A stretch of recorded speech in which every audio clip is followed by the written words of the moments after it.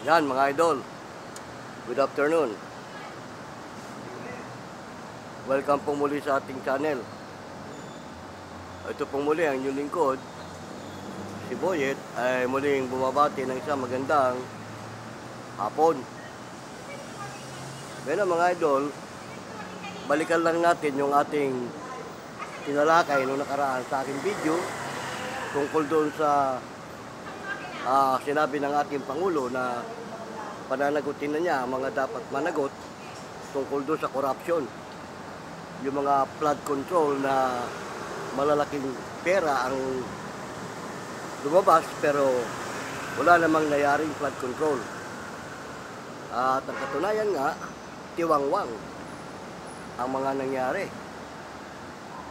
Ngayon, ito naman si Baste, medyo pumatodsyada, ang sabi niya, ang ating Pangulo daw, puro pa-press call lang, at puro dada lang daw. Oo, wala raw may papakulong yan, maski isa. Alam niyo mga idol, sa totoo lang, kung ako ang Pangulo, dapat yung mga ganyan nagsasalita na walang magagawa, dapat yan ang sampulan. Oo, dapat si Baste at yung kanyang mga kaalyado, si Sara, mga kapatid niya. Total, lahat naman sila involved sa corruption eh. Kung yan kaya sila ang sampulan, para malaman na kung hanggang saan sila, di ba? Salamat ka lang talaga, mabait lang ang ating Pangulo. O, at hindi niya ginagamit talaga yung kanyang ika nga kamay na bakal, tulad ng kanyang tulad ng ama nitong si Baste na ginamit ang kapangyarihan nang wala sa tama. Di ba? Baka ganun ang gusto mangyari ni Baste. Gamitin ng ating Pangulo yung kanyang kamay na bakal. At kung gagamitin ng ating Pangulo yun, dapat sila ang masampulan para malaman na kung hanggang saan sila, di ba? Isipin mo, hindi raw kayang magpakulong ng ating Pangulo tungkol sa mga sistema ng korupsyon. Wait lang. Ayun nga mga idol, napag-uusapan lang naman natin at napagkukwentuhan natin yung tungkol sa mga pangyayari. Na ito si Baste nga, parang naghahamon pa na magsampol ka ng ipapakulong mo, wag yung puro ka dada. Puro ka pa press con. Pero kung ang sasampulan sila ang unang pagdadamputin at ikulong, palagay ko matututo at matatauhan. Nalala ko tuloy sinabi ni Trillanes na ang mga Duterte ang salot ng ating bansa. Sabagay, sa totoo lang, sa mga pangyayari at nakikita natin, parang ganun nga. Mula sa kanyang ama, hanggang sa mga anak, hanggang sa mga alipores. Di ba? Ang iniwang legacy, hanggang ngayon nakikita pa natin. May magandang legacy bang iniwan? Wala, di ba? Puro kaguluhan. Ngayon, itong mga anak, nagkukumahog na tungkol sa sistema. May mga nagsasabi pa nga, bakit daw si Sara lang ang i-impeach. Gayong pati naman daw si Bongbong, ang ating presidente, involved din daw sa corruption. Alam niyo mga idol, ang iniwang utang ni Digong sa ating bansa, trilyon. Laki, di ba? Ngayon, may ang ating Pangulo na gusto niya, bago matapos ng kanyang termino at aalis na siya, mailagay sa magandang sitwasyon itong ating bansa. At unti-unti na nga, ginagawa na niya. Maraming programa ang ating Pangulo na hindi lang nakikita ang ating mga mamamayan. Oo, at ang nakikita lang nila yung mga pakutsada nitong kabila. Pero yung tunay na ginagawa ng ating Pangulo, hindi nila napapansin yun. Kaya nga, ang sabi nga ni Baste, wala ikayan, walang may papakulong yan. Puro lang yan dada, puro pa preskon. Pero abangan na lang natin, malay natin, one of these days, si Basti na ang unang damputin at yung mga iba pa, si Sara, ipakulong na rin. Magandaanin sa mga impeachment, matik na. Kulong na. Kasi wala rin naman mangyayari impeachment na yan. So, pag gagamitin talaga ng ating Pangulo ang kanyang kapangyarihan, hindi ubra yung impeachment na yan. Di ba? Sasample na nga natin yung si Digong eh. May impeachment ba kay Digong? Wala, di ba? Meron kay Digong yung extrajudicial killing. Yun. Pero hindi yan gagawin ng ating Pangulo dahil ang ating Pangulo nga makatao, makabayan. Hindi niya kayang gawin yung makakaargabyado ng mga mamamayan. At ang gusto nga niya, mapabuti ang ating bansa. Pero itong kabila, parang naghahamon, dapat sila nga sampulan eh. Sampulan sila ng ating Pangulo. Total, lahat naman sila involved sa corruption eh. Mula sa tatay, sa mga anak, at yung mga iba pang kaalyado, gayon din yung ating mga kaalyadong Senado nila, yan ang mga involved. Pero sabi nga ng ating Pangulo, pananagutin na niya. Sana naman, ito pa rin ang ating Pangulo, yung kanya mga plano tungkol sa ganyang sistema para hindi siya napupulaan nitong kabilang panig. Di ba? Una na nga nag-aamon, si Baste. Wala kang mapapakulong yan. Puro lang yan dada. Kasi nga, ang ating Pangulo, hanggat maaari, ayaw nga niya na humantong pa sa malupit na labanan ang sistema. Yung nga, sabi niya, hanggat makukuha nga yan sa Santong Dasalan, ikukunin niya sa Santong Dasalan yan. Pero pag umabuso na at hindi na kaya ng Santong Dasalan, baka gamitin na niya yung tinatawag na Santong Paspasan. At yun ang nakakatakot. Oo. Kasi hindi iniisip ng ating mga kababayan na may hangganan ng pagpapahinuod ng isang tao at yung kabaitan, di ba? Mabait ang ating Pangulo. Kaya nga lang, naaabuso na nga eh. Sa sobrang kabaitan eh. Yun. Kaya yung mga sinabi ni Trillanes nung ibinulgar niya lahat ng kabulukan ng mga Duterte, parang totoo talaga eh.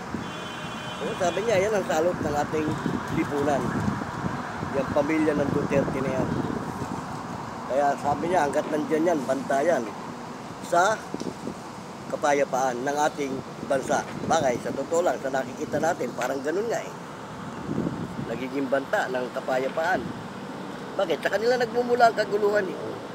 Oo, sa kanila, hindi naman sa ating Pangulo. At kung kanino. Sila ang nagbibigay, na sila nagpropobok ng kaguluhan. Parang iniinganyo nila mga tao na magrebelde o umano. Kaya nga yung mga nakaraan, maraming bumoto kay Duterte na itong huli na, yung mapagtanto, yung mga ginawa niya, talagang ayaw na hanggat maaari. Gaya ko, Duterte ako dati. Pero nung nakita ko yung sistema na hindi maganda, at sa nakikita ko rin dito sa mga anak, kay Sara, wala. Sara, hindi maganda maging Pangulo yan. Dahil pag yan ang naging Pangulo, baka masahol pa yan sa tatay niya. Oo. Matatapos ang termino niyan, ilang beses ko nang binanggit sa ating pagbablog, matatapos ang termino niyan sa mga paghihiganti. Oo. At walang magagawang maayos yan. Yung magandang iiwan ng legacy ng ating Pangulong Bongbong, mababalahura. At mababaon tayo ulit sa utang. Sigurado yan. Kawawa na naman ang susunod na magiging Pangulo. Kaya nga marami nagsasabi, Marcos daw resign, BBM resign. Eh, ang tanong nga, sino ipapalit? Oh, yung mga nagsasabing resign, sino ipapalit nyo? Si Sara? Nagpre-predict na sila at sinisiguro na nila na pag-alis ni Bongbong, si Sara daw ang papalit na presidente. Yun ay kung dadalhin siya ng mga tao. Diba? May nagbulgar niyan ng mga nakaraan, si Digong pala, sa totoo lang, kung hindi lang niya ginamit at dinala ang pangalan ni Marcos yung panahon ng eleksyon, malabo rin pala siyang manalo. O, ginamit lang niya ang mga Marcoses, ang mga loyalists. Nangako siya na ipalilibing ang matandang Marcos na yun ang parang naging daan para dalhin siya ng mga loyalists.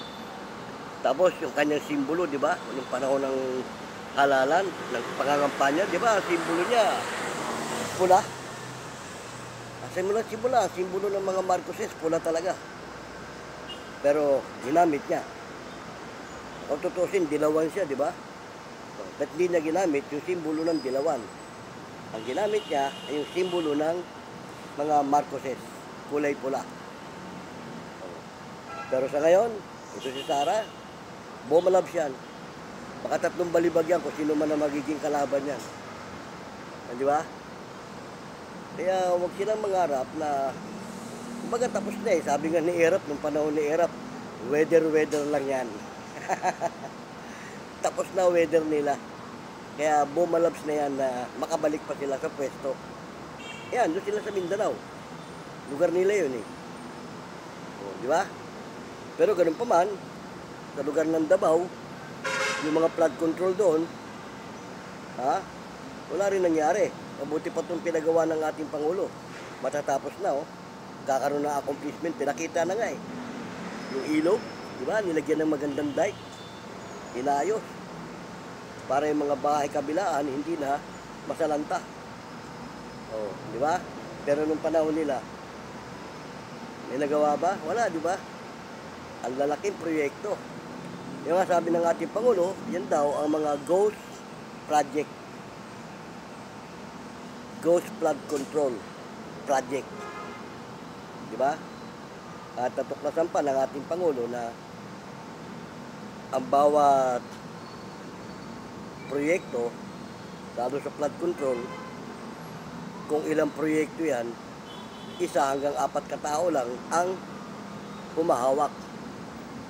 At bawat isang proyekto yata, sa isang tao, hindi yata bumababa sa 6 o 8 proyekto ang hinahawakan. Paano nga naman matatapos?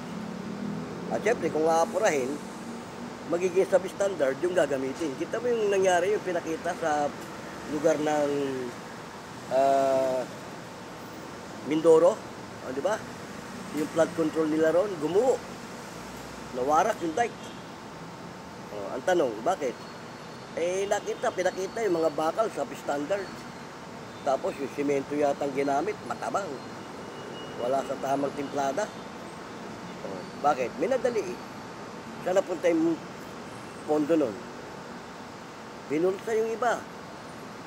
Kasi sa 100% na pondo niyan, pinakamataas na siguro 30% ang gagamitin sa proyekto.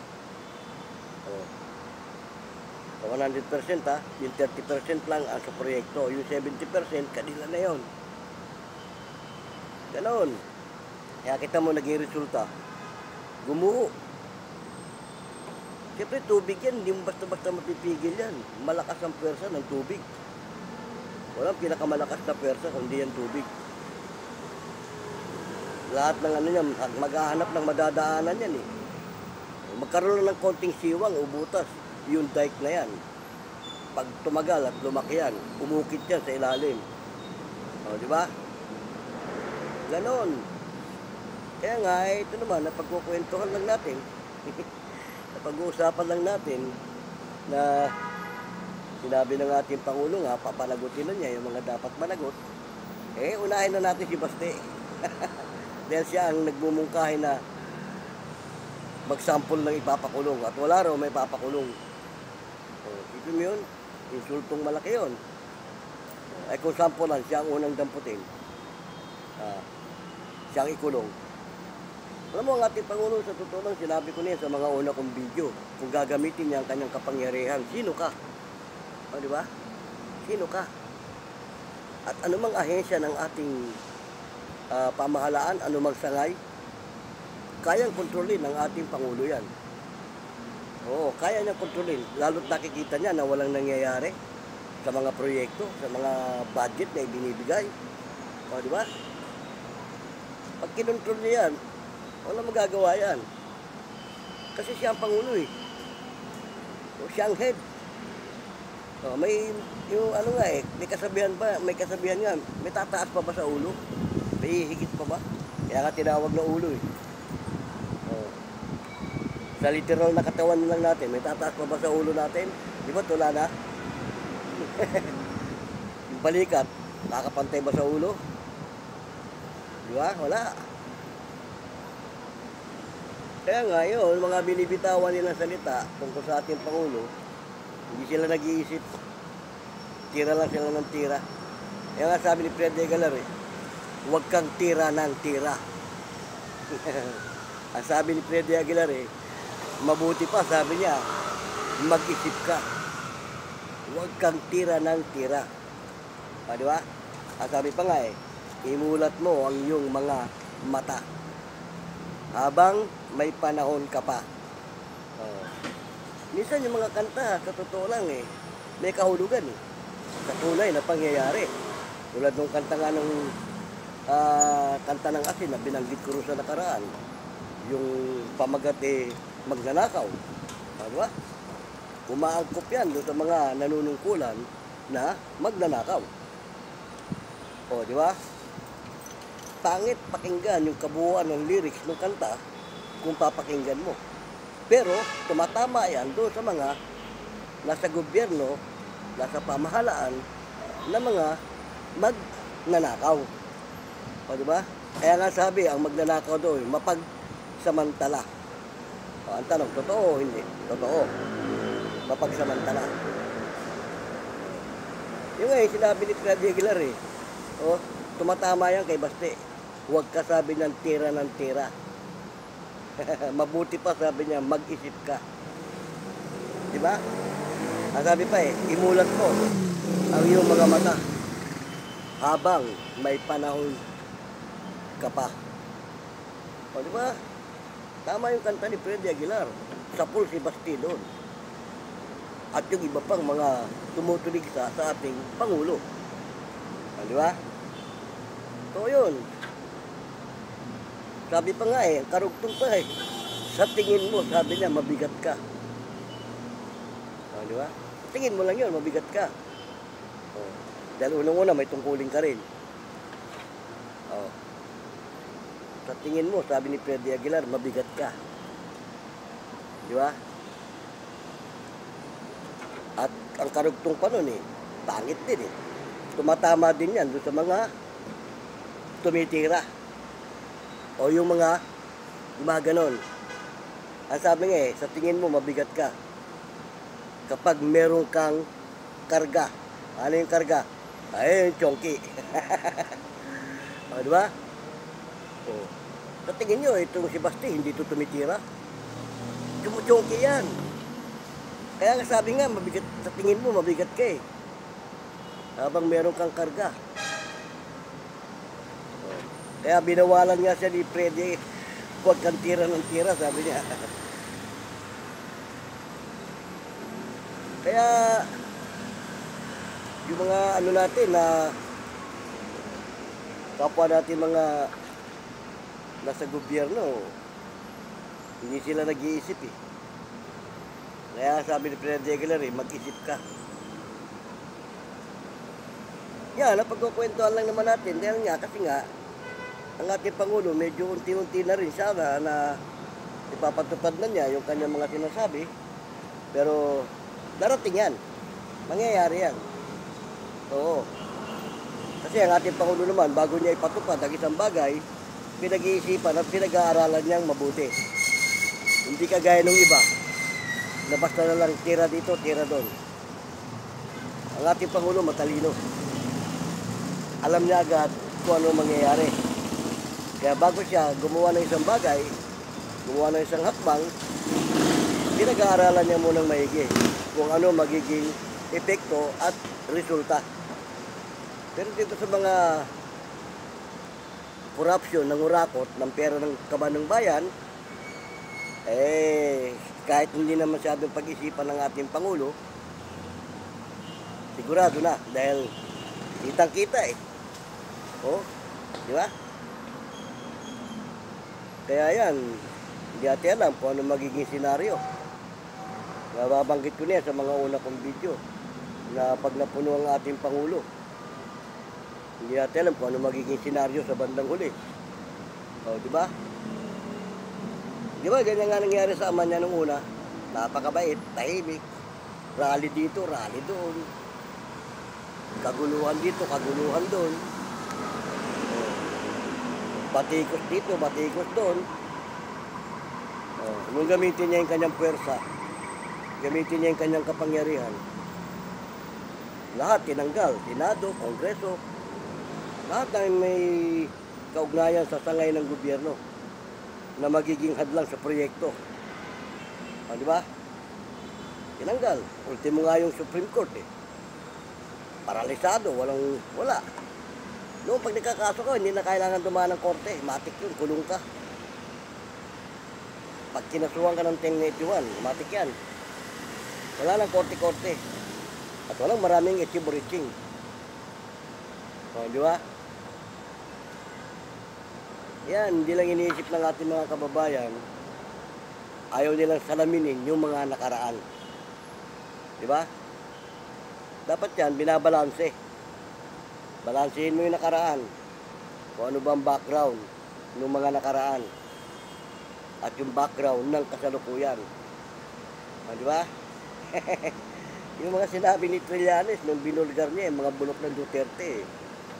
Totoo yun. Oo. Kung walang Trillanes noon, baka hanggang ngayon, namamayagpag si Digong dito. Akala nila kung bumitaw na tayo sa ICC, hindi magkakaroon ng katuparan yung isinampang reklamo. Tapos palalabasin nila, kinidnap. Wala sa tamang proseso. Ang wala sa tamang proseso, hindi dumaan doon sa formal complaint. Dumaan sa formal complaint di ba? Kaya yun, para mapabalik si Digong dito, kailangan dumaan din sa tamang proseso. Yung formal complaint na sinampa sa ICC, kailangan yun ma-withdraw. Ang tanong, sino mag-withdraw? Sabi nila, pag si Bibi Sara daw naging Pangulo, maiuwi si Digong. No. Kahit maging Pangulo siya rito, hindi niya kayang iuwi tatay niya. Hanggat may kaso yan doon. Bakit? Hindi naman siya papakinggan doon Although re-respetuhin ka bilang Pangulo ng isang bansa, pero yung gusto mong mangyari, hindi mo pwedeng ipatupad doon. Hindi mo sila pwedeng manduhan. Di ba? Kaya nga, antimano, yung sinasabi nilang kayang pauwiin ni Bongbong ng ating Pangulo, si Digong. Di ba? Ano sabi ni Bongbong? Wala tayong magagawa dyan. Makapasok na yung reklamo At wala naman talagang karapatan si Bongbong magpauwi. Pabalikin si Digong dito. Unang-una, hindi siya kasama sa nagsampa ng kaso. Di ba? Paano niya mapapauwi? Pwede niyang kausapin yung ICC, pupunta siya roon. Sa tulong ng mga nagsampa ng reklamo, na dumaan sa tamang proseso, baka mapauwi dito. Pero, sabi nga ni Trillanes, hayaan mo na siya mamatay doon. Oo, dapat lang napagdusahan niya yung kanyang mga ginawa. Yan mga idol napagkukwentuhan lang naman natin, pero salamat ng marami at sinamahan niyo ako. Tinalakay lang naman natin yung mga patutsada ni Baste tungkol sa ating Pangulo. Oo. Akala niya kasi, ganun-ganun lang ang Pangulo. Pero Baste, antayin mo na lang. Yung sinasabi mo na walang ipapakulong. Antayin mo, baka isa ka. Siya ipakukulong, kayo ni Sara. O, di ba? Sila Bongo. Kayo magkakaalyado. Tayin nyo na lang yan. Dahil, sa totoo lang, sa amin at sa hindi, kasama kayo sa mga corruption. Anong panahon ng inyong ama. O, panahon ni Digong. Maging sa panahon ngayon, kasama ka pa rin sa corruption. Paano mga idol, salamat na marami at sa maikli sandali ng ating kwentuhan, sinamahan niyo ako. Yung mga nakarang araw, wala tayong programang ganito kasi nga, nabanggit ko na doon sa unang kong video, may mga inasikaso tayo na pang sarili nating pamilya. Di ba, tama? Hindi naman lahat para sa ano lang natin. May pangangailangan din tayo sa sarili nating pamilya na dapat nating asikasuhin. At ngayon, medyo libre na naman tayo. Unti-unti na naman tayo magkakasama sa ganitong programa. Pero bago tayo mag-iwalay, shoutout ka pala sa inyong lahat yan, ha? Mga Luzon, Visayas, Mindanao, saan man kayong panig ng ating bansa, nawa ay nasa mabuti kayong kalagayan. Hindi ko man mabanggit isa-isa ang inyong mga pangalan. Sana ay nasa mabuti kayong kalagayan hanggang sa mga oras na ito. Bago tayo mag-iwalay, huwag niyo naman kalimutan mag-subscribe at tumindot ng ating bell button, lalo't bago ka pa sa video kong ito. Hanggang sa muli, ito ang inyong lingkod, Boyet, paalam!